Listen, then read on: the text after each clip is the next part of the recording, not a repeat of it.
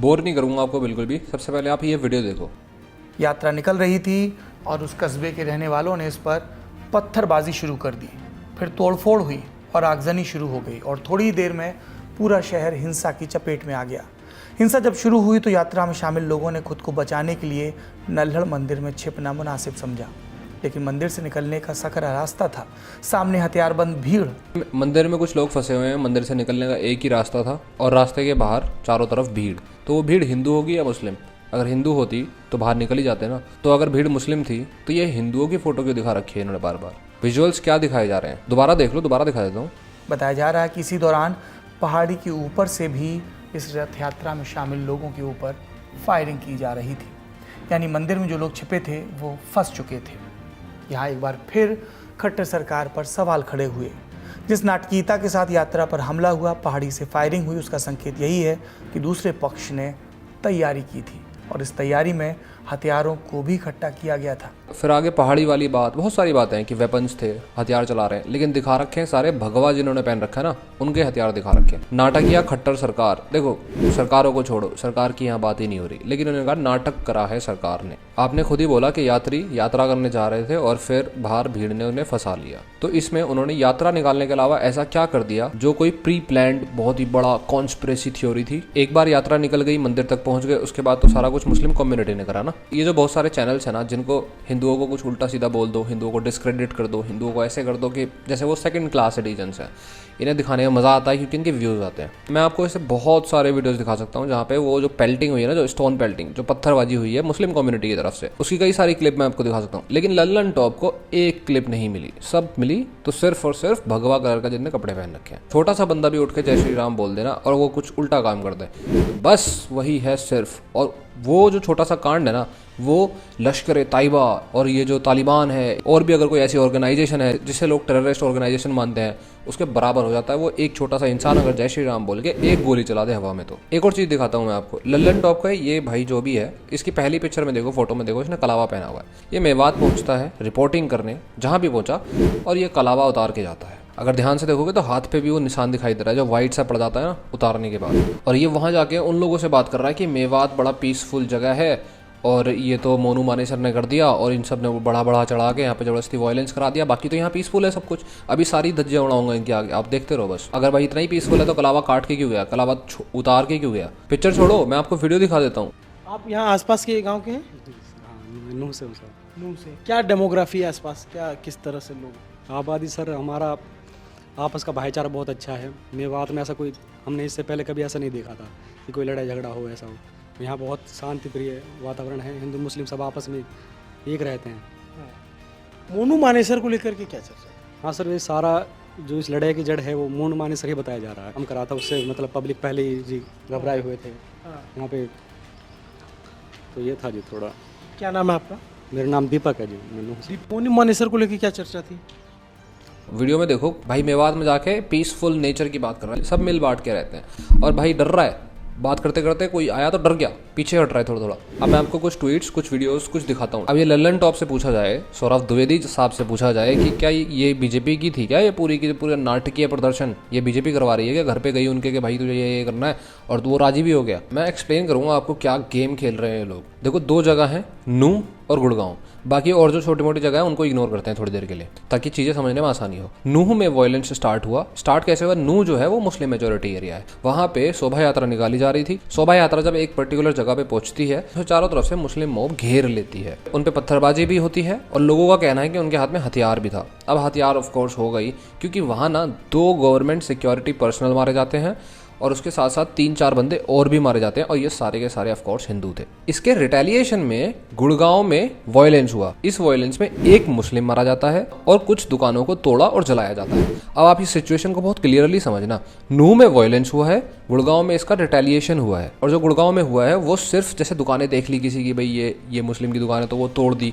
हालांकि of course ये गलत है, इसमें कोई दोहराए वाली बात नहीं है। वो जो दुकानें तोड़ने के जो विजुअल्स है ना, वो नूह के विजुअल्स से बहुत ही कम है, बहुत ही इग्नोरेबल है। विजुअल्स में दुकानों के बता रहा हूँ, दुकानों के वेंडलाइज के, जो एक मुस्लिम इमाम की डेथ हुई है, that is totally what I condemn. लेकिन फिर भी कुछ दुकानों का जलना और एक मुस्लिम इंसान का मरना गलत होते हुए भी 6 इंसानों का मरना, और उन 6 इंसानों में 2 government servant, government security people, और बाकी के 3-4 हिंदू, और उसके साथ जो पूरी की पूरी क्राउड जो अंदर परिसर में बंद थी, जिसके चारों तरफ मुस्लिम मॉब थी, वो उससे बहुत छोटा है। क्या ये कॉमन सेंस नहीं है कि 6 इंसानों की जान एक इंसान की जान से ज़्यादा इंपॉर्टेंट होती है? और एक जो ये ट्विटर पे जू बियर बहुत बड़ा हिपोक्रेट बैठा हुआ है, ये इतने ट्वीट कर चुका है कि गुड़गांव में ये हो गया, गुड़गांव में वहाँ पे ये हो रहा है, वहाँ पे ये हो रहा है, वहाँ पे दुकान जला दी, और दिखा रहा है कि यहाँ पे जो इसकी दुकान जला दी, अब ये रोटी कैसे खाएगा, अब इसके बर्तन जला दिए, बर्तन बेचता था वगैरह वगैरह। अरे भाई, ये तो बर्तन बिक रहे हैं, किसी की दुकानें जली हैं, जो गलत है, लेकिन वो तो इंसान मारे जा रहे हैं ना वहाँ पे। और वहाँ पे औरतों, बच्चों और आदमियों के साथ साथ उनको घेराव करा गया, जैसे 5 घंटे लगे एडमिनिस्ट्रेशन को बाहर निकालने में,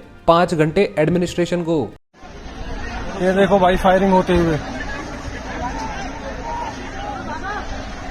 ये पहाड़ों पे बैठे भाई फायरिंग कर रहे थे। बहुत गद्दार कौन भाई, अपने बालक देख रहे हैं ना, वो लेडीज ले जा रहे जाते, देखो ये देखो भाई फायरिंग। और जब इसने नो वायलेंस का ट्वीट किया तो ऐसे किया कि बीजेपी के स्टेट में ये देखो क्या हो रहा है। उसने वो नहीं बताया कि क्या कर रही है कुछ कम्युनिटी के लोग क्या कर रहे हैं। और उस ट्वीट में भी उसने मोनू मानेसर को लिंक बना के जोड़ा। मोनू मानेसर की भी मैं बात करूंगा, ऐसा नहीं है भागूंगा नहीं किसी चीज से। ये कह रहे हैं मोनू मानेसर मेन कल्प्रिट है, उसकी वजह से वायलेंस स्टार्ट हुआ। मोनू मानेसर की जो वीडियो है उसने बोला कि भारी से भारी गिनती में शोभा यात्रा में जुड़ो और मैं भी आऊंगा। मेवात के लोग चाहते थे कि वो ना आए, और आएगा तो वायलेंस होगा। मोनू मानेसर कभी वहां पहुंचा ही नहीं, और जो ऑर्गेनाइजेशन इस सबको होल्ड कर रही थी उस ऑर्गेनाइजेशन ने साफ साफ डिनाई किया कि मोनू मानेसर वहां कभी आया ही नहीं। और अगर आपको मोनू मानेसर के साथ दिक्कत थी तो आप कोर्ट केस करो, आप FIR करो, आपको जो करना है आप प्रोटेस्ट करो। आपको किसने लाइसेंस दे दिया कि आप हिंदू क्राउड को जो अपनी शोभा यात्रा निकाल रही है आप उसको ट्रैप करोगे? फिर ये ट्विटर पर ट्वीट करते हैं कि शोभा यात्रियों पे वेपन्स थे। तो कौन ऐसा शोभा यात्री है जो वहां से निकल रहा है मुस्लिम मेजोरिटी एरिया में अपने बच्चे और औरतों को लेके और साथ में वेपन लेके कि हाँ मुस्लिम मेजोरिटी एरिया में वो लड़ाई करेगा? यहाँ पे जो बजरंग दल वाले आए ना, तो उनके साथ जो भी कुछ हुआ हमने अपनी आंखों से देखा, पर हमें ये पता नहीं कि उनकी गलती इनकी गलती। बस हमने इतनी देखी, फिर गोली फायरिंग होने लगी, झट हम अपने घर में घुस गए। हम ताड़ो लगा लिया, हम अपने घर में घुस गए कि हमारे घर में गोली चलनी शुरू हो गई। इतने भी हाँ, पर उन पे गोली उनने ना चलाई गोली, बजरंग दल वाले इन पे गोली नहीं ही बंदूक। बजरंग दल वालों पे बंदूक नहीं थी। बंदूक किसके पास थी? बंदूक इनके पास ही, मुसलमानों के पास। इनके पास थी। उनने गोली चलाई ना जैसे उन पे जो छर्रा छुट रहे, तो बहुत ज्यादा आवाज है रही गोली इनकी। तो बजरंग दल वाले तो यहीं से ही गए हमारे घर में से ही पानी वानी पी के। तो सर उनके हथियार छीने गए से पुलिस ने ले लिए। अच्छा, उन पे आए हथियार। तो यहाँ के जो मेवात के थे उन्होंने चलाए यहाँ पे? हाँ, उन्होंने चलाए, अच्छे मारे। एक तो मंदिर के पीछे बेचारो लेटरिंग करो, उसका गोली पहाड़ में से चढ़ गए। पहाड़ में से मारी है? हाँ, वे तो निकली ढुड़क गो। 3 घंटा तक 3 घंटा तक 3 घंटे तक फायरिंग चली। हाँ 3 घंटे तक। हाँ, पुलिस प्रशासन है जो उसकी भी नहीं चली। अच्छा। क्यों? वे मुसलमान लोग फतराव कर रहे बहुत ज्यादा। अच्छा। हाँ सर, हम तो अपने घर में बैठ गए घुस के, हमने तो बस इतनी फायरिंग होती देखी, और वे बेचारे भग के मंदिर में घुस गए। ऐसा पहले लगा था आपको कि ऐसी कोई घटना हो सकती है? ऐसे कुछ उम्मीद अंदेशा था पहले? सर ऐसे नहीं रहा। पहली बार जब वे आए ना, जब वे जवान लड़के आए, और अब की बार आए ना लेडीज ज्यादा आई, और बुढ़े ज्यादा आए और बच्चे ज्यादा आए। अच्छा। लेकिन ये अपनी तैयारी में, हाँ। तो वे तैयारी में नहीं आए। अच्छा, मतलब जो इधर से शोभा यात्रा में लोग थे वो लेडीज थे, बुजुर्ग थे और बच्चे थे। क्या ऐसे थे? क्या बहुत सारे लोग कह रहे हैं कि शोभा यात्रा में जो आए थे वो युवा बच्चे थे, मतलब उन्होंने ये सब किया है? नहीं किया उनने, नहीं, झूठ बात है ये। झूठ बात है। तो मतलब ये बुजुर्गों पे और महिलाओं पर हमला किया गया? हाँ। और फिर जो वे लड़के हल्के से वे भी फिर बेचारे छुटैया करने लगे। हमारे आगे हम हाथन में लाश गई हैं। तो अच्छा, मारे गए लोग यहाँ? मारे गए हैं, 5 लोग मारे हैं मंदिर के पास में। मंदिर के पास 5 लोग मारे? पीछे है। पुलिस कहाँ थी? देख रहे थे आप? पुलिस नहीं, पुलिस भी साथ थी, पुलिस भी फायरिंग कर रही थी, पर पुलिस की चैनल कहाँ दे रहे हैं ये? अच्छा, पुलिस की नहीं चल रही थी? ये पाकिस्तान है, यहाँ पुलिस की नहीं चलती। यहाँ मेवात पाकिस्तान हो चुका है। हो चुका है।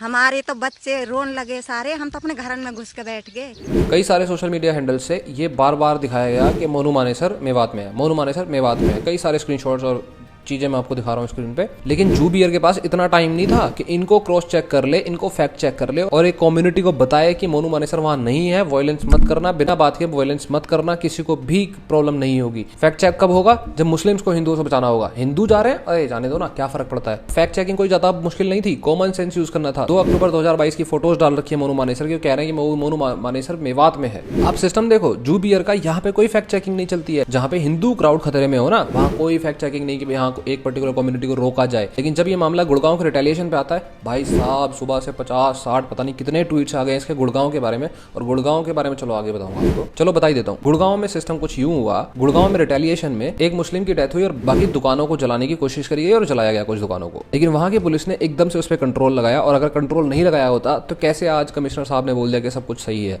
स्कूल्स भी खुलेंगे और ऑफिस भी खुलेंगे और इंटरनेट भी चालू है। और अगर मैं मान भी लूं कि मोनू मानेसर इस केस में 100% गिल्टी है भी, तो किसने हक दे दिया इनको कि ये हिंदू क्राउड को ट्रैप करेंगे और वहां पे लोगों को मारेंगे? इसको कितना कंडेम करता है लल्लन टॉप, कितना कंडेम करता है जू बियर। इसकी पोस्ट सिर्फ और सिर्फ गुड़गांव पे चल रही है, जहां का मसला ही नहीं था मेन। एक बार मैं आपको दोबारा बेसिक से दिखाता हूँ।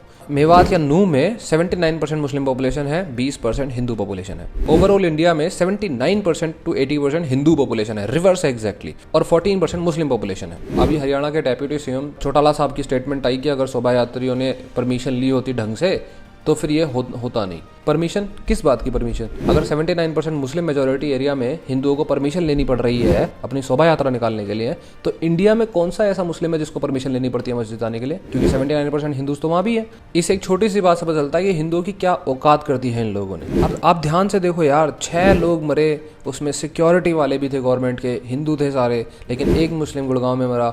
और इक्वालिटी देखो आप क्या है कि बात सिर्फ गुड़गांव की हो रही है, 6 लोगों की कोई कीमत नहीं जान की। अभी जस्ट मैंने आपको 79% वाला क्लेम भी दिखाया कि परमिशन चाहिए हमें वहां शोभा यात्रा निकालने के लिए। बाकी कोई भी रिलीजन हो, मुस्लिम क्रिश्चियन कोई भी रिलीजन हो, सब आराम से घूम सकते हैं, सब आराम से एंजॉय कर सकते हैं 79% पॉपुलेशन ऑफ हिंदूज वाले कंट्री में। लेकिन हमें अगर कहीं पे 79% और पॉपुलेशन हो ना किसी और धर्म की, वहां हमें परमिशन चाहिए साहब। अब मैं आपको कुछ कॉमन सेंस वाली बातें करता हूँ, ठीक है, जो मीडिया हमारी खो चुकी है, छोड़ो खैर। आप एक काम करो, हरियाणा के किसी भी इंसान से मिलना उसके एरिया में, उससे पूछना कि भाई मेवात के बारे में तेरे क्या विचार है, आपको आंसर मिल जाएगा। मैं कुछ नहीं बोल रहा। लल्लन टॉप पूरी तरीके से दिखाने की कोशिश कर रहा है कि मेवात बहुत ही खुशहाल डिस्ट्रिक्ट है और ये सारी साजिश थी मेवात की, जो बहुत ही नॉर्वे वाली वाइब्स है ना, उसको खराब करने की पूरी कोशिश थी। मैं आपको थोड़ा कॉमन सेंस वाला दिखाता हूँ, ज़्यादा दूर नहीं जाऊंगा। इसी साल के अप्रैल मई के मंथ में पुलिस ने एक छापा मारा नूह के एरिया में। 1346 केस थे साइबर फ्रॉड के पूरी इंडिया कंट्री से, सिर्फ मेवात के अंदर से जो केसेस थे, साइबर क्राइम मतलब उसके अंदर से हो रहे हैं। 1346 केसेस थे, 28,000 लोगों के साथ फ्रॉड हो चुका था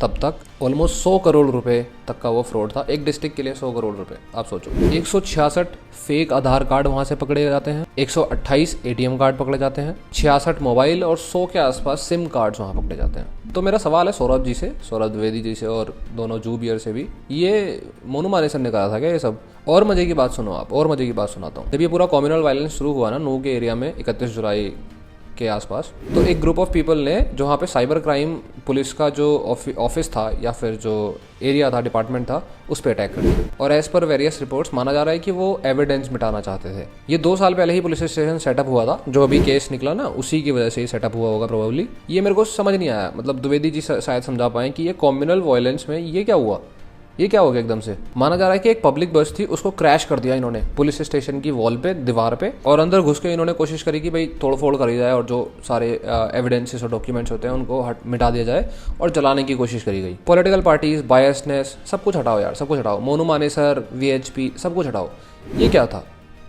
और आपको कौन से न्यूज़ चैनल ने ये न्यूज़ बताई, आप मेरे को बताओ। ये जू बियर ने बताई आपको, लल्लन टॉप ने बताई आपको, मतलब रिसेंटली अभी की मैं बात कर रहा हूँ, अभी बताइए आपको? नहीं बताएंगे ये लोग। लेकिन अभी तो कहानी शुरू हुई है। जो लल्लन टॉप ने दिखाने की कोशिश करी ना, बहुत ही खुशहाल एरिया है मेवात।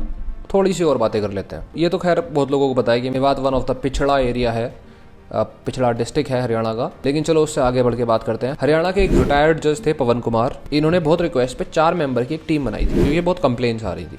और वो टीम का काम था कि भाई मेवात में चल क्या रहा है, दलित्स की इतनी कंप्लेन क्यों आ रही है, ये उन्हें पता लगाना था। उन्होंने टीम में 2 SC और 2 नॉर्मल कैटेगरी के बंदे लिए। खुद वो SC थे, वो चाहते थे कि टोटली इम्पार्शियल हो। फाइनली जब रिपोर्ट वगैरह प्रिपेयर हो गई तो उन्होंने बताया कि मैं एक जज होने के नाते कोई भी चीज़ ऐसा मानता नहीं हूँ जब तक मुझे कुछ एविडेंस ना दिखाई दे। और जैसे जैसे मैं वहाँ पे रहा और मैंने चीज़ें के बारे में पता करा तो मैं हर दिन शॉक में रहता था। मेवात में औरंगजेब टाइप ऑफ ब्रुटैलिटीज़ की जाती हैं दलित लोगों पे। और ये मैं नहीं कह रहा हूँ, आप चेक कर लो, सब कुछ चेक कर लो, मैं अपनी तरफ से कुछ भी नहीं बोल रहा हूँ इस पूरी वीडियो में। फिरोजपुर नामक एक गाँव में एक लेडी को एबडक्ट करा जाता है जॉब ऑफर के का लालच दे के। यूसुफ नाम के एक व्यक्ति के साथ साथ 9 मुस्लिम्स उसके साथ गैंगरेप करते हैं। FIR रजिस्टर करी जाती है लेकिन पुलिस कोई एक्शन नहीं लेती। उस लेडी को हॉस्पिटल में भर्ती कराया जाता है और फिर उसके बाद उसको मार दिया जाता है, ये रिपोर्ट के मुताबिक है। लेकिन पुलिस फिर भी कोई एक्शन नहीं लेती और उसे सुसाइड बता देती है। 8 फरवरी 2020 को साजिद नाम के एक बंदे ने मेवाली विलेज से एक दलित लड़की को एबडक्ट करता है और आज तक नहीं पता वो लड़की कहाँ है। एक वाल्मीकि औरत की शादी हो रही थी सिरोली गांव में। 15 मुस्लिम पीपल वहां पहुंचते हैं और जो ब्राइड ग्रूम होता है उसको बहुत बुरी हालत से मारते हैं। लेडी को भी ले जाने की कोशिश करते हैं लेकिन गांव वाले किसी तरीके से बचा लेते हैं। एक माइनर दलित गर्ल को नूह विलेज से किडनैप करा जाता है, गैंगरेप किया जाता है 4 मुस्लिम आदमियों के द्वारा। और ये जो पूरा क्राइम होता है ये एक मुस्लिम पुलिसमैन के घर पे होता है। FIR होती है 7 जुलाई 2019 लेकिन कोई एक्शन नहीं लिया जाता। मैं कुछ भी नहीं कह रहा हूँ इसमें से, फिर से कह रहा हूँ ये सारा का सारा रिपोर्ट में है। अब ये सारे केसेस गिनाते गिनाते ना, बहुत सारे केसेस हैं, मैं सारे नहीं बताऊंगा ऑफ कोर्स। तो ये केसेस गिनाते हुए मैं एक बात और बोलूँगा कि ये सारे केसेस ना होते हैं, ठीक है, ये रिपोर्ट ही नहीं होते, ये आगे जाते ही नहीं है। आपको पता है ये जब एक्शन ही नहीं लिया जा रहा और सुसाइड बता के केसेस को ख़त्म किया जा रहा है तो ये ऑफिशियल डॉक्यूमेंट्स में जाएंगे नहीं। फिर ये जो जर्मनी के दोगले आ जाते हैं ना, ये उठा के इन्हीं केसेस पे बात करते हैं, कुछ नहीं हो रहा है, कुछ नहीं हो रहा है। इसीलिए मैंने उस टाइम भी बोला था और मैं अभी बोल रहा हूँ, जो लोग मुस्लिम मेजॉरिटी एरिया में नहीं रहते उन्हें कुछ नहीं पता है। वो बकवास करते हैं, बस ऊपर से डॉक्यूमेंट डेटा पढ़ते रहते हैं। कौन सी डेटा में ये सारे केसेस लिखे होते हैं। 2018 में एक दलित लड़की घर से लड़ाई करके निकलती है। जैसे नॉर्मल लड़ाई हो जाती है ना, कई बार लड़ाई होती है तो इंसान घर छोड़ देता है। वो अपनी दोस्त फरजाना के घर जाती है। फरजाना उसे फिर बहला फुसला के इस्लाम में कन्वर्ट कर देती है। फिर उसे ऐसे फूड्स खिलाती है जो हिंदूज नहीं खाते। और फिर कुछ टाइम बाद उसको 40,000 रुपये में एक 70 साल के बुढ़े को बेच देती है। और ऐसे ऐसे दर्दों को ये जर्मनी वाले आके ना डिस्क्रेडिट कर देते हैं। कैसे धोएगा भाई तू ये सारे पाप जो तो डिस्क्रेडिट कर देता है किसी को। ऐसा नहीं है कि क्रिमिनल हिंदू नहीं होते हैं या मुस्लिम्स क्रिमिनल होते हैं, ऐसा नहीं है। रेप, मर्डर और हीनियस से हीनियस क्राइम ना आपको हिंदुओं के नाम पे बहुत आराम से मिल जाएंगे। मैं हमेशा ये वाली बात बोलता हूँ, Muslims are very very good people, maybe even better than Hindus. लेकिन बात आती है कि सिखा कौन रहा है और सिखाया कहाँ से जा रहा है। आपने शायद ही कोई हिंदू देखा होगा जो किसी लेडी को किडनैप करे कि उसे हिंदू बनाना है। पर चलो इन सारी बातों को यहीं छोड़ते हैं। तो जाते जाते मैं थोड़ा सा आपको पीसफुल जो सौरभ द्विवेदी साहब का जो मेवात है ना, जो खुशहाल मेवात, उसके बारे में 2-4 बातें और बता देता हूँ जो मेरे को पता है। 2018 में NIA ने 3 टेररिस्ट पकड़े थे जो हाफिज सैयद की गैंग से थे, जो भी आप मानना चाहो। 2018 में ही पलवल में एक मस्जिद बन रही थी जिसका जो फंडिंग है वो पाकिस्तान के एक टेररिस्ट ऑर्गेनाइजेशन से हो रही थी। लेकिन ऐसी किसी भी चीज़ का फैक्ट चेक नहीं किया जाता, न लल्लन टॉप से न जूबियर से। ये कोई भी ऐसी चीज़ का फैक्ट चेक नहीं करते जिस चीज़ में हिंदुओं को नुकसान हो रहा हो। अगर हिंदू को नुकसान हो रहा है तो फैक्ट चेक क्यों कर रहा है, मरने दो हिंदू।